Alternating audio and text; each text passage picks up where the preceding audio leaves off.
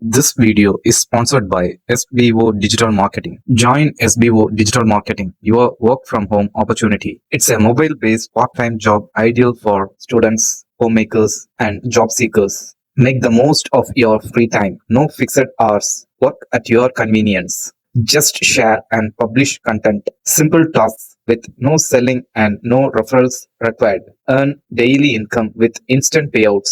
Start from day one. Skip பண்ணாதீங்க. பெரிய தப்பு. தினம் 300 ரூபாய் சம்பாதிக்க அரிய வாய்ப்பு. இன்ஸ்டாகிராம், ஃபேஸ்புக் பயன்படுத்த தெரிந்தால் போதும் content post and content publishing மூலமா தினம் 300 ரூபாய் சம்பாதிக்கலாம். இந்த வேலை செய்ய 5 நிமிடம் போதும். Work training support, group communication support, all language customer live chat support, முக்கியமா சொந்தமா ஒரு பிசினஸ் ஸ்டார்ட் பண்ற அளவுக்கு உங்களால கற்றுக்கொள்ளவும் முடியும், சம்பாதிக்கவும் முடியும். இந்த வேலை வாய்ப்பு வழங்குவது 5 வருடத்திற்கு மேல ரன் ஆகிட்டு இருக்க நம்ம தமிழ்நாட்டு company school of business organisation private limited. மேலும் விவரங்களுக்கு டிஸ்கிரிப்ஷன்ல கொடுத்திருக்க நம்பருக்கு வாட்ஸ்அப் பண்ணுங்க.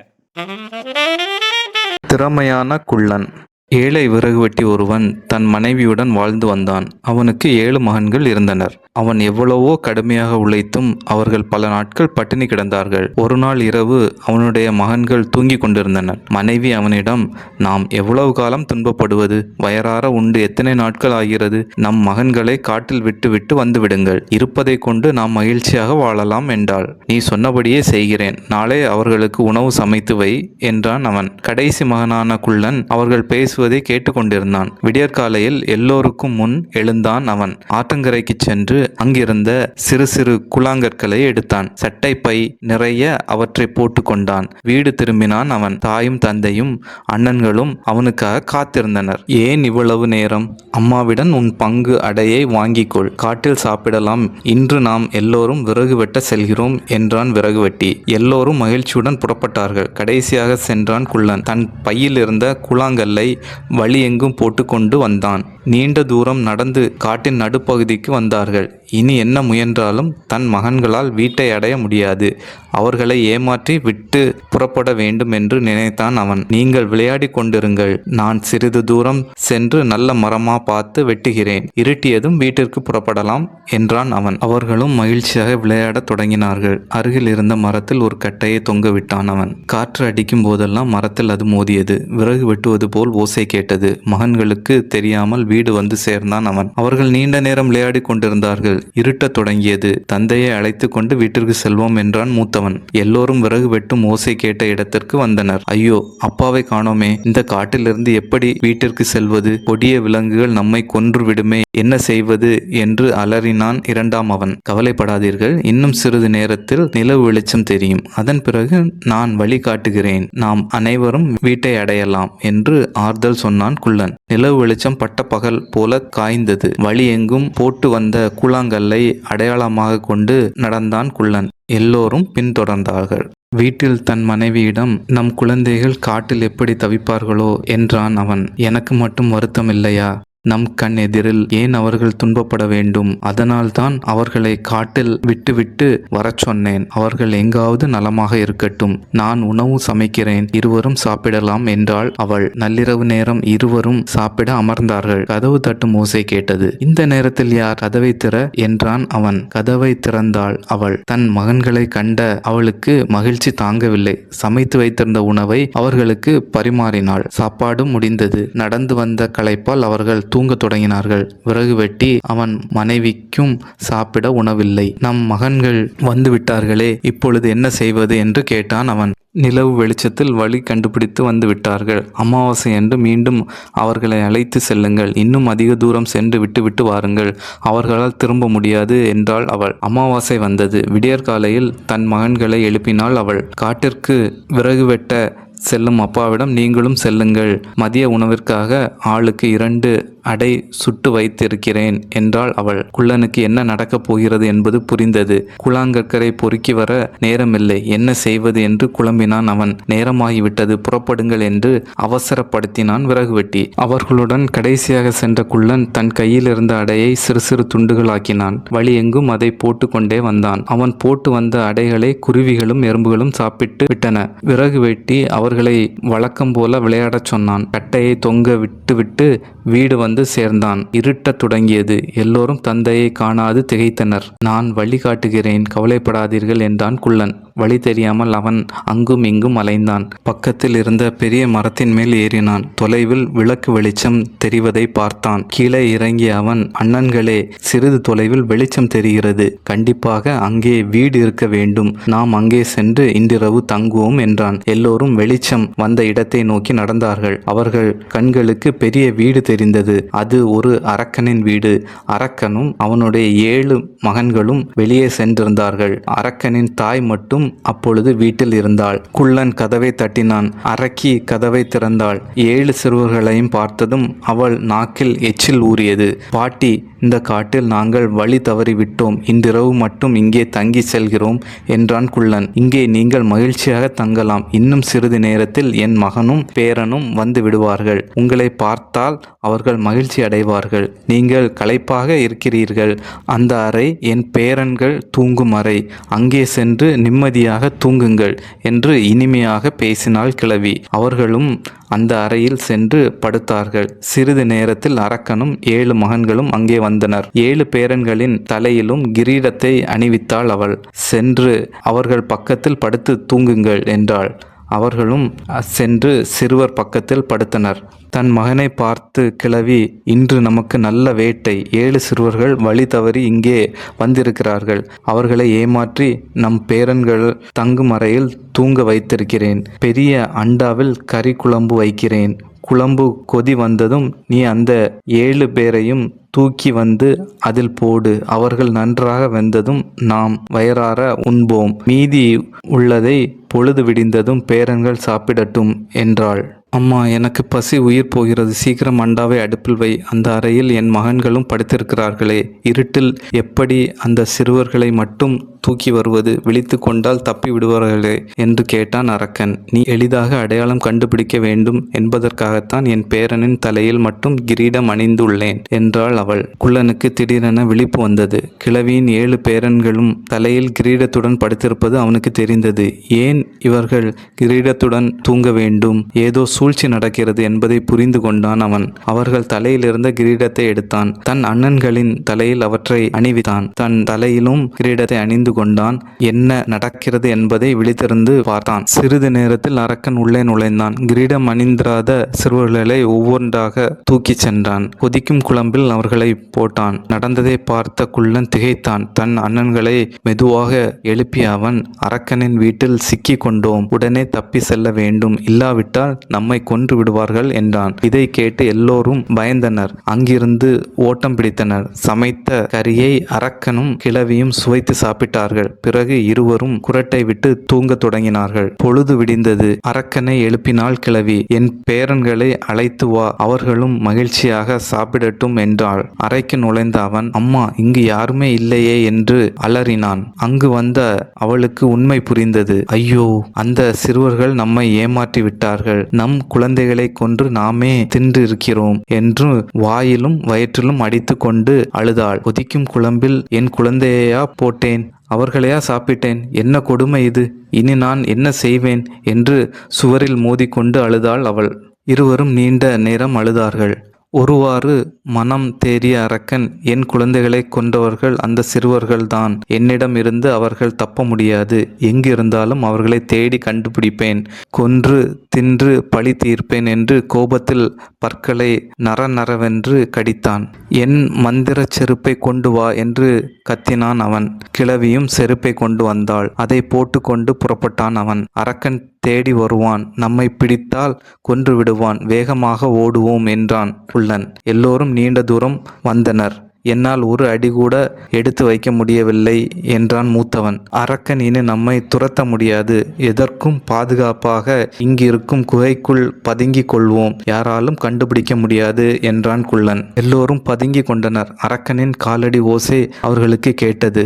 எல்லோரும் நடுங்கினார்கள். அங்கு வந்த அரக்கன் எல்லா திசையிலும் பார்த்தான். அவர்கள் பதுங்கி இருப்பது அவனுக்கு கண்களுக்கு தெரியவில்லை. ஏ மந்திர செருப்பே, இங்குதான் அவர்கள் இருப்பார்கள் என்று என்னை அழைத்து வந்தாயே, இங்கு அவர்களை காணோமே, நீயும் என்னை ஏமாற்றுகிறாயா என்று சொல்லிவிட்டு அங்கேயே படுத்தான். களைப்படைந்த அவன் குறட்டை விட்டு தூங்கத் தொடங்கினான். இதை பார்த்ததும் குள்ளன், அரக்கன் தூங்குகிறான், அவ்வளவு சீக்கிரம் எழுந்திருக்க மாட்டான், நீங்கள் சத்தம் போடாமல் இங்கேயே இருங்கள், மந்திர செருப்பை அணிந்து நான் அரக்கன் வீட்டிற்கு செல்கிறேன், அங்கிருந்து ஏராளமான பொருள் கொண்டு வருகிறேன், பிறகு நாம் அனைவரும் நம் வீட்டிற்கு செல்வோம் என்றான். எல்லோரும், எங்களை காப்பாற்ற வேண்டியது உன் பொறுப்பு, நீ என்ன நினைக்கிறாயோ அப்படியே செய் என்றார்கள். வெளியே வந்தான் குள்ளன். அரக்கனின் காலில் இருந்த செருப்பை கழட்டினான். அவற்றை தன் காலில் அணிந்து கொண்டான். ஏ மந்திர செருப்பே, நான் அரக்கனின் வீட்டை அடைய வேண்டும் என்று சொல்லிவிட்டு நடந்தான். மந்திர செருப்பு அவனை அரக்கனின் வீட்டின் முன் நிறுத்தியது. பாட்டி, கதவை திற, உன் மகனுக்கு ஆபத்து என்று கத்தினான் அவன். கதவை திறந்த கிழவி, என் மகனுக்கு என்ன என்று கேட்டாள். உன் மகன் கொடிய திருடர்களும் சிக்கிக் கொண்டான். அவர்கள் அவனை கட்டி வைத்து துன்புறுத்துகிறார்கள். நிறைய பொருள் கொடுத்தால் உன் மகன் உயிர் பிழைப்பான், இல்லையேல் அவர்கள் அவனை கொன்று விடுவார்கள். மந்திர செருப்பை அடையாளத்திற்கு என்னிடம் தந்தான். இதை காட்டினால் என் தாய் நிறைய பொருள் தருவார், வாங்கி கொண்டு ஓடிவா, அப்பொழுதுதான் நான் உயிர் பிழைப்பேன் என்று என்னை அனுப்பினார் என்று பரபரப்புடன் சொன்னான் அவன். ஐயோ மகனே, உனக்கு ஆபத்தா? உன்னை விட எனக்கு பொருளா பெரியது என்று அலறினாள் அவள். பெரிய சாக்கு பையில் பொற்காசுகளை நிரப்பி அவனிடம் தந்தாள். அந்த பையை வாங்கிய அவன், இனி கவலைப்பட வேண்டாம், உங்கள் மகன் கண்டிப்பாக வந்து சேருவார் என்று சொல்லிவிட்டு புறப்பட்டான். மந்திர செருப்பின் உதவியால் அண்ணன்கள் இருந்த இடத்தை அடைந்தான் அவன். அரக்கன் குறட்டை விட்டு தூங்கிக் கொண்டிருந்தான். இனி இந்த அரக்கனால் நம்மை ஒன்றும் செய்ய முடியாது. மந்திர செருப்பை இழந்து விட்டான். அவன் தேடி வைத்த செல்வத்தையும் கொண்டு வந்து விட்டேன். எல்லோரும் என்னை இறுக பிடித்து கொள்ளுங்கள் என்றான் குள்ளன். அண்ணன்கள் எல்லோரும் குள்ளனை நன்றாக பிடித்து கொண்டார்கள். மந்திர செருப்பே, நாங்கள் எங்கள் வீட்டை அடைய வேண்டும் என்றான் அவன். சிறிது நேரத்தில் எல்லோரும் வீட்டை அடைந்தார்கள்.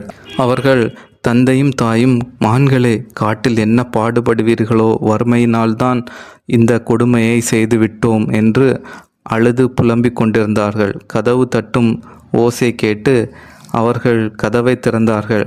7 மகன்களும் நிற்பதைக் கண்டு அவர்கள் கட்டி தழுவி கொண்டார்கள். அம்மா, இனி நமக்கு வறுமையே இல்லை, பல தலைமுறைக்கு தேவையான பொற்காசுகளுடன் வந்திருக்கிறோம் என்றான் குள்ளன். சாக்கை பிரித்தான் விறகு வெட்டி. அதற்குள் ஏராளமான பொற்காசுகள் மின்னின. எதிர்பாராமல் கிடைத்த இந்த நல்வாழ்வை எண்ணி எல்லோரும் மகிழ்ந்தார்கள். தூக்கம் கலைந்து எழுந்தான் அரக்கன். தன் காலில் மந்திர செருப்பில்லாததைக் கண்டு திடுக்கிட்டான்.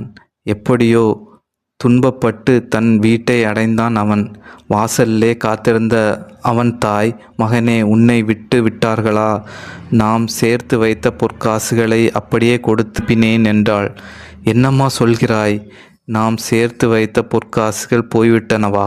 என்ன நடந்தது என்று அதிர்ச்சியுடன் கேட்டான் அவன்.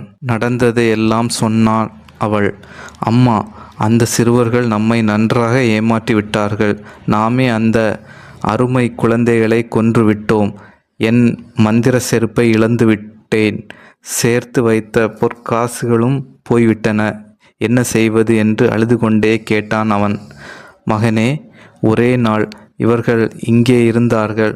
நமக்கு எவ்வளவு இழப்பு ஏற்பட்டுவிட்டது. இனி அவர்கள் வழிக்கே போகாமல் இருப்பது நமக்கு நல்லது என்று அறிவுரை சொன்னாள் அவள். நீ சொன்னபடியே நடக்கிறேன் என்றான் அவன். பிறகென்ன, விறகு வெட்டி தன் குடும்பத்துடன் மகிழ்ச்சியாக வாழ்ந்து வந்தான். நரியும் கொக்கும். அது ஒரு அடர்ந்த காடு. அங்கு பல மிருகங்கள் வாழ்ந்து வந்தன. அந்த காட்டில் நரி ஒன்று வசித்து வந்தது. அதற்கு எப்போதும் யாரையாவது ஏமாற்றி அவர்கள் ஏமாறுவதை கண்டு மனம் மகிழ்வது பொழுதுபோக்காக இருந்தது. அதே காட்டில் அறிவுமிக்க கொக்கு ஒன்றும் இருந்தது. அந்த கொக்கு அனைத்து மிருகங்களிடமும் நன்மதிப்பை பெற்று இருந்தது. இதை பொறுக்க முடியாத நயவஞ்சக நரி அந்த கொக்கை எப்படியாவது ஏமாற்ற வேண்டும் என்று நினைத்தது. ஒரு நாள் கொக்கு நரியின் குகை இருக்கும் வழியில் வந்து கொண்டிருந்தது. நரி அந்த கொக்கை பார்த்து, நண்பனே, உன்னுடைய அறிவை பற்றி கேள்விப்பட்டிருக்கிறேன். நான் நாளை உனக்கு ஒரு விருந்து வைக்க விரும்புகிறேன். உன்னால் வர முடியுமா என்று கேட்டது. கொக்கும் சரி, வருகிறேன் என்று கூறிவிட்டு சென்றது. அடுத்த நாள் நரி சுவைமிக்க சூப் ஒன்றை செய்தது. அன்று மாலை கொக்கு நரியின் இடத்திற்கு சென்றது. நரியோ திட்டமிட்டபடி சூப்பை அகன்ற இரு தட்டில் ஊற்றியது. ஒன்றை கொக்கிடம் கொடுத்தது. கொக்கினால் வாய் அகன்ற தட்டில் உள்ள சூப்பை குடிக்க முடியவில்லை. நரியோ நக்கி நக்கி அந்த சூப்பை குடித்துவிட்டு, நண்பனே, இந்த சூப்பை உனக்காக செய்தேன், எப்படி இருந்தது என்று சிரித்து கொண்டே கேட்டது. கொக்கு ஏமாற்றப்பட்டதை உணர்ந்தது. நரியிடம், நண்பனே, சூப் மிகவும் ருசியாக இருந்தது என்று கூறியது. கொக்கு நரியிடம், இரவு நேரம் ஆகப் போகிறது, நான் செல்ல வேண்டும் என்று கூறியது. செல்லும் முன், இன்று நீ எனக்கு விருந்து வைத்தாய், பதிலுக்கு நான் நாளை உனக்கு விருந்து வைக்கலாம் என்று நினைக்கிறேன். உன்னால் வர முடியுமா என்று கேட்டது. நரியும் வர சம்மதம் தெரிவித்தது. நரியோ கொக்கை ஏமாற்றி விட்டேன் என்ற கர்வத்துடன் சந்தோஷமாக உறங்க சென்றது. கொக்கு பசியுடனும் வருத்தத்துடனும் பறந்து சென்றது. அடுத்த நாள் கொக்கு நரிக்கு நல்ல பாடம் புகட்ட வேண்டும் என்று நினைத்தது. பல இறைச்சிகளை போட்டு சுவைமிக்க சூப் ஒன்றை செய்தது. அதன் வாசனை அந்த காடு முழுவதும் பரவியது. அன்று மாலை நரி கொக்கின் வீட்டிற்கு சென்றது. கொக்கு நரி வந்தவுடன் அந்த சுவைமிக்க சூப்பை சிறிய துளை கொண்ட 2 குவளையில் ஊற்றியது. அந்த சூப்பின் வாசனையை முகர்ந்தவுடன் நரிக்கு வாயில் எச்சில் ஊறியது. இன்றைக்கு நல்ல வேட்டை என்று நரி நினைத்தது. கொக்கு குவளையை நரியிடம் கொடுத்தது. கொக்கு தன் வாயை குவளையினுள் நுழைத்து சூப்பை ருசித்தது. நரியினால் துளை சிறியதாயிருப்பதனால் குடிக்க முடியவில்லை. குவளையின் ஓரங்களில் சிதறியிருந்த சிறு துளிகளை மட்டுமே நக்கி சாப்பிட முடிந்தது. கொக்கு நரியை பார்த்து, சூப் எப்படி இருந்தது என்று கேட்டது. நரியும், மிகவும் அருமை, இது போன்ற ஒரு சூப்பை நான் குடித்ததே இல்லை என்று பொய் சொல்லியது. அப்போதுதான் நரி ஏமாற்றப்பட்டதை உணர்ந்தது. நரி கொக்கிடம் விருந்துக்கு நன்றி என்று கூறிவிட்டு வருத்தத்துடன் சென்றது. அப்போதுதான் நரி, நாம் மற்றவர்களை ஏமாற்றும் போது அவர்கள் எவ்வாறு வருத்தப்பட்டு இருப்பார்கள் என்று உணர்ந்தது. அன்று முதல் திருந்திய நரி பிறகு யாரையும் ஏமாற்றுவதில்லை. திருடர்கள். ஒரு ஊர்ல ஒரு விவசாயி இருந்தாரு. அவரோட விவசாய நிலத்துல விளைஞ்ச பொருளை எல்லாம் சந்தைக்கு கொண்டு போக ஒரு கழுதை வாங்கணும்னு முடிவு செஞ்சாரு. அதனால சந்தைக்கு போயிட்டு ஒரு நல்ல கழுதைய விலை கொடுத்து வாங்கினாரு. காட்டு வழியா அவரு தன்னோட வீட்டுக்கு நடந்து போறப்ப 3 திருடங்க அந்த விவசாய பார்த்தாங்க. அவர்கிட்ட இருந்த அந்த கழுதைய எப்படியாச்சும் திருடணும்னு முடிவு செஞ்சாங்க. ஆனா அந்த நாட்டை ஆண்ட ராஜா ரொம்ப கண்டிப்பா இருந்தாரு. திருடர்கள் எல்லோருக்கும் ரொம்ப பெரிய தண்டனை கொடுத்தாரு. அதை நினைச்சு 3 திருடர்களும் பயந்தாங்க. இருந்தாலும் திட்டம் போட்டு அந்த விவசாய ஏமாத்த நினைச்சாங்க. அப்பதான் கழுதை திருடு போனத ராஜா கிட்ட போய் அந்த விவசாயி சொல்ல மாட்டாரு, நமக்கு எந்த பிரச்சனையும் இல்லைன்னு நினைச்சாங்க. வெயில் ரொம்ப இருந்ததால ஒரு மரத்தடியில படுத்து ஓய்வெடுக்க ஆரம்பிச்சாரு. அப்போ ஒரு திருடன் அவர் கூடவே ஓய்வெடுக்கிற மாதிரி நடிச்சான். அப்படியே விவசாயி கிட்ட கொஞ்சம் பேச்சும் கொடுத்தான். இந்த காட்டுல மிருகங்கள் மாதிரி உருமாறுற ராட்சசன் இருக்கானாம். அவனை பார்த்தா எல்லோரும் ஓடிடுவாங்களான்னு சொன்னான் அந்த திருடன். அதை கேட்ட விவசாயி அதை நம்பாம சிரிச்சிட்டு விட்டுட்டாரு. கொஞ்ச நேரத்துல தூங்க ஆரம்பிச்சாரு அந்த விவசாயி. அப்போ இன்னொரு திருடன் அங்க வந்து கழுதையை கட்டி இருந்த கயத்தை கழட்டி தன்னோட கழுத்துல மாட்டிட்டான். இன்னொரு திருடன் அந்த கழுதையை வேற பக்கம் இழுத்துட்டு போயிட்டான். கொஞ்ச நேரத்துக்கு அப்புறம் தூக்கத்துல இருந்த விவசாயி அந்த திருடனை பார்த்தாரு. கழுதைக்கு பதிலா ஒரு மனுஷன் இருக்கானேன்னு சத்தம் போட ஆரம்பிச்சாரு. உடனே பக்கத்துல இருந்த திருடன், அடடா, இதுதான் அந்த மிருகங்கள் மாதிரி உருமாறுற ராட்சசன் போல இருக்கு, வாங்க ஓடிடலாம்னு சொல்லிட்டு ஓட ஆரம்பிச்சான். விவசாயியும் வேற பக்கம் ஓட ஆரம்பிச்சாரு. விவசாயி போனதுக்கு அப்புறமா தங்களோட புத்திசாலித்தனத்தால விவசாயியை ஏமாத்தின 3 திருடர்களும் அந்த கழுதைய சந்தையில வித்து பாகம் பிரிச்சுட்டாங்க. நரியும் ஆமையும். ஒரு பெரிய காட்டுல ஒரு ஆமையும் நரியும் நண்பர்களா இருந்தாங்க. அந்த ஆமைக்கு அதோட கனமான மேலே இருக்கிற ஓடு பிடிக்கல. இப்படி கனமான ஓடு இருக்கிறதால என்னால வேகமா ஓட முடியல, பறக்க முடியலன்னு வருத்தப்பட்டுச்சு. அந்த ஓடு மட்டும் என்னிடம் இல்லாமல் இருந்திருந்தால் மற்ற மிருகங்களைப் போல நானும் வேகமாக ஓடி இருந்திருப்பேன். மற்ற மிருகங்களும் என்னை கேலியும் கிண்டலும் செய்யாமல் இருந்திருப்பார்கள் என்று சொன்னது அந்த ஆமை. இறைவன் கொடுத்த உடல் எப்பவும் ஒவ்வொரு மிருகத்துக்கும் மாறுபடும். ஒவ்வொரு மிருகத்துக்கும் தனித்துவமான உடல்வாகு இறைவன் ஏன் கொடுத்திருக்காருன்னு தெரியுமான்னு நரி கேட்டுச்சு. எனக்கு ஒண்ணுமே தெரியாது, நீதான் சொல்லேன்னு சொல்லிச்சு ஆமை. உடனே நரி சொல்லுச்சு, ஒவ்வொரு மிருகத்தோட வாழ்விடத்தை பொறுத்து இயற்கை கிட்ட இருந்தும் ஒவ்வொரு மிருகத்துக்கும் பொதுவா ஏற்படுற ஆபத்துகள் கிட்ட இருந்து காப்பாத்திக்கிடவும் அந்தந்த மிருகங்களுக்கு தேவையான உடல் அமைப்பை கொடுத்திருக்காரு இறைவன். உன்னோட உடல்ல இருக்கிற கனமான ஓடு உனக்கு உதவி செய்யறதுக்கு தான் அமைஞ்சிருக்கும். அதனால அந்த ஓட்டை பார்த்து வருத்தப்படாதேன்னு ஆறுதல் சொல்லிச்சு நரி. இதை கேட்ட பிறகு ஆமைக்கு திருப்தி இல்லை. அப்பதான் ஒரு வேடன் அந்த நரியை தன்னோட வில்லுல குறி வச்சிருக்கிறத பார்த்துச்சு ஆமை. உடனே அந்த நரிக்கு பாதுகாப்பா குறுக்க வந்துடுச்சு ஆமை. வேட்டைக்காரன் விட்ட அம்பு ஆமையோட முதுகுல பட்டு கீழே விழுந்துருச்சு. இதை பார்த்த நரி நேரா வேட்டைக்காரனை நோக்கி ஓடிச்சு. நரி தன்னை நோக்கி வர்றத பார்த்த வேடன் அங்கிருந்து ஓடிட்டான்.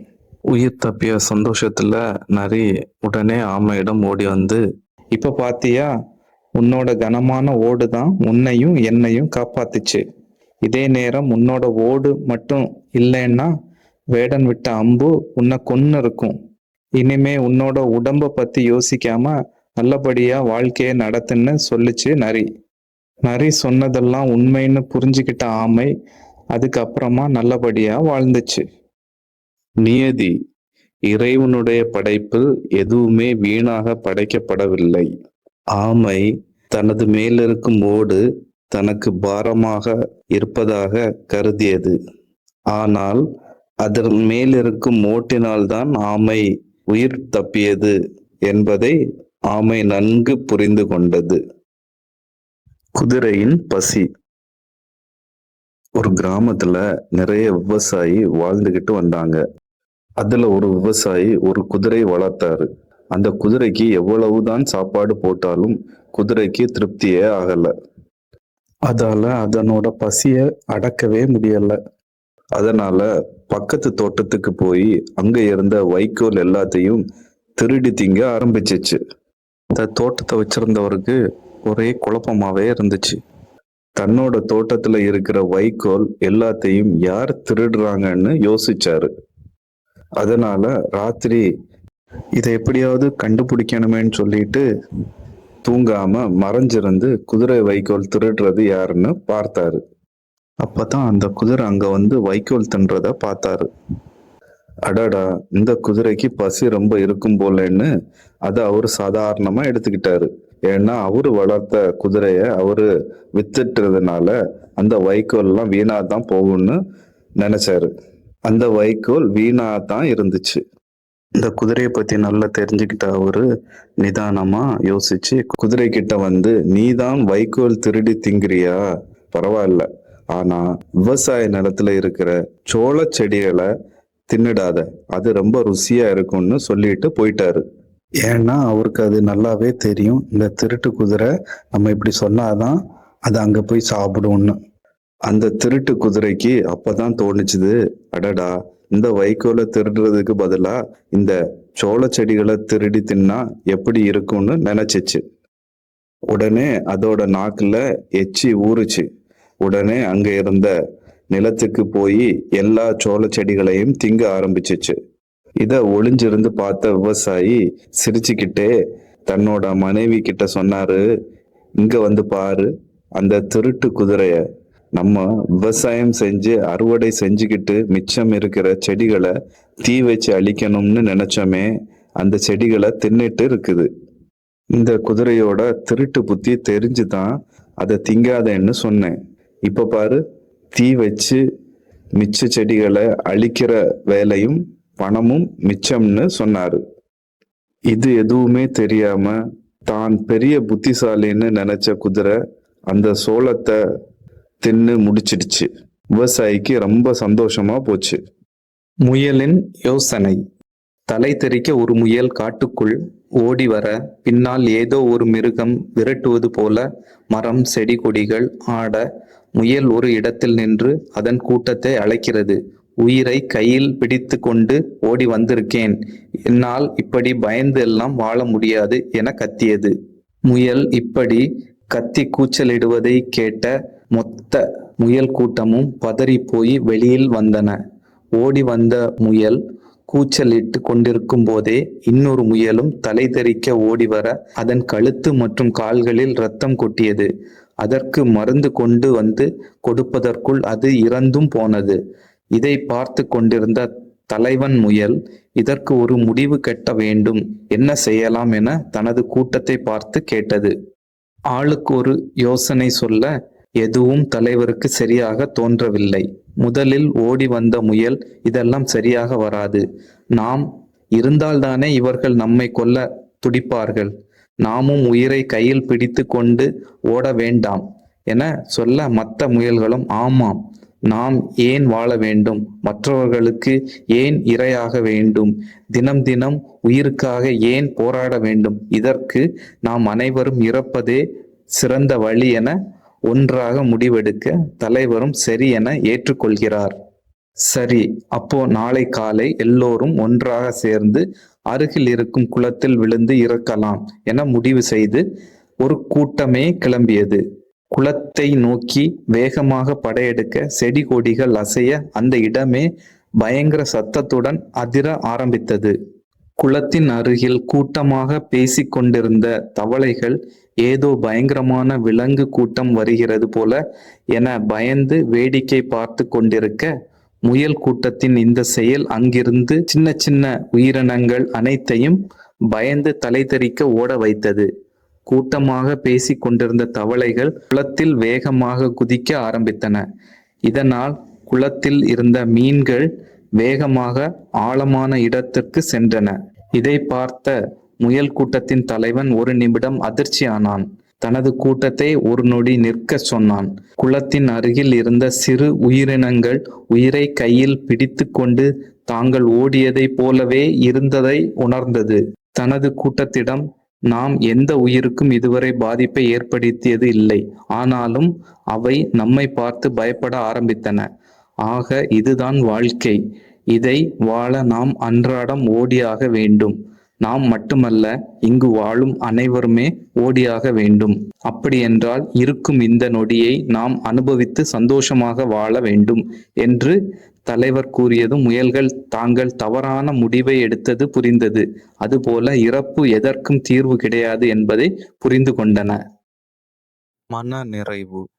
காட்டில் புத்திசாலியான ஒரு சிங்கம் இருந்தது. ஆனால் அது எப்போது பார்த்தாலும் கவலைப்பட்டு கொண்டே இருந்தது. எனக்கு இவ்வளவு பலம் இருந்தும், இரும்பு போன்ற நகங்கள் பற்கள் இருந்தும் என்ன உபயோகம்? கேவலம் இந்த காட்டு சேவல் கூவுற சத்தம் என்னை நடுங்க வைக்கிறது. இப்படி பயந்து கொண்டே வாழ்வது ஒரு வாழ்க்கையா என்று தன்னைத்தானே நொந்து கொண்டபடி இருந்தது. அதே சமயம் அங்கே ஒரு யானை வந்தது. அது மிகவும் கவலையுடன் தன் காதுகளை முன்னும் பின்னும் அடித்து கொண்டே நகர்ந்தது. அதை பார்த்த சிங்கம் ஏய் ஜம்போ, உனக்கு என்ன கவலை? யாருமே உன்னை எதிர்த்து சண்டை போட மாட்டார்களே. உன் உடலை பார்த்தாலே எல்லா மிருகங்களும் பயந்து ஓடுமே. எதற்காக நீ கவலையோடு இருக்கிறாய் என்று ஆச்சரியத்துடன் கேட்டது. அதற்கு யானை, இதோ என் காது பக்கத்தில் பறக்கும் குளவியை பார்த்தாயா? இது என் காதுக்குள் நுழைந்து கொட்டிவிட்டால் அவ்வளவுதான், என் உயிரே போய்விடும். அதற்காகத்தான் இது காதுக்குள் போய்விடாதபடி காதுகளை ஆட்டிக்கொண்டே கவலையோடு நடக்கிறேன் என்றது. அது கேட்டு சிங்கம் யோசித்தது. இவ்வளவு பெரிய உடம்பை வைத்து இருக்கும் யானை கவலைப்படாது என்று நினைத்தால் அது கூட கவலைப்படுகிறதே. அப்படியானால் பூமியில் இருக்கும் எல்லா உயிர்களுக்கும் ஏதாவது ஒரு கவலை இருக்கத்தான் செய்யும் போலிருக்கிறது. கவலைப்படுவதால் வாழ்க்கை ஒன்றும் நமக்கேற்ற மாதிரி மாறப்போவதில்லை. அது மட்டுமல்லாமல் கவலைப்பட்டு நம் கண்ணெதிரே இருக்கும் அழகான விஷயங்களை பார்த்து சந்தோஷமாக கூட வாழ முடியாமல் போய்விட்டதே என்று அது புரிந்து கொண்டது. அன்றிலிருந்து அது கவலைப்படுவதை விட்டுவிட்டு சந்தோஷமாக வாழத் தொடங்கியது.